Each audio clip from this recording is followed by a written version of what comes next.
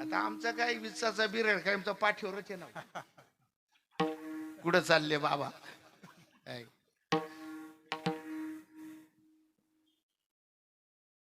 चाललं जाऊ द्या. मला सांगायचं काय, माणसाची गॅरंटी नाही आहे.